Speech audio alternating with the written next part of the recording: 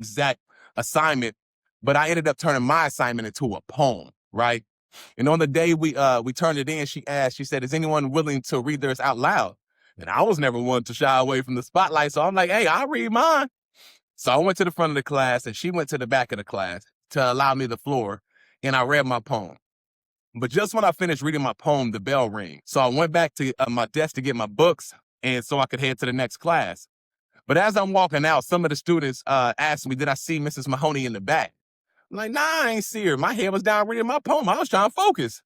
They were like, "Man, she was crying the whole time." I'm like, "What?" They're like, "Yeah, man, your poem made her cry."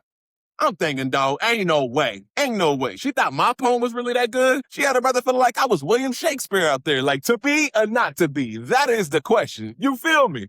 But that was the first time she made an impact in my life. The second time was the last day of school of my junior year. And seeing that it was the last day of school, y'all know I wasn't in no classes. I was roaming the halls. But I remembered that I had a hat in her class, so I needed to stop in there.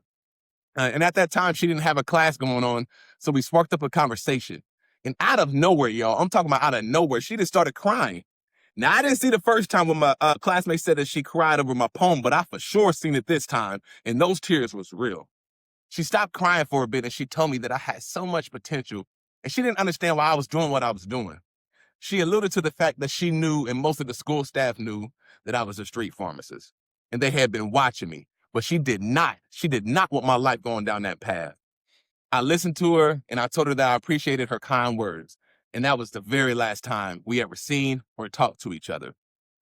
Since then, I've looked her up several times. I've asked old classmates, even old staff, if they knew where she went to next. But I've never been able to locate her. But overall, I just wanted to tell her thank you.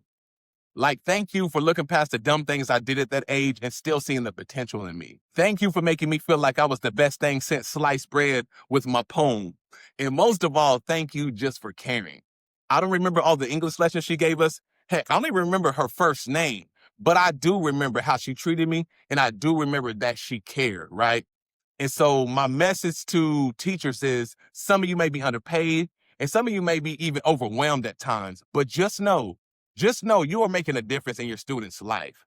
It may not seem like they are listening or they don't care or just aren't getting the picture at the time, but when they get older, they will appreciate those lessons just like I do, because we are a part of y'all's legacy. Teachers, thank y'all for all y'all do, and y'all have a good summer. And everyone else, please do your boy a favor and either tag your teacher or post your teacher's name in the comments and how they impacted your life so they can receive their verbal flowers today as well. Teachers, we salute you, and you are appreciated.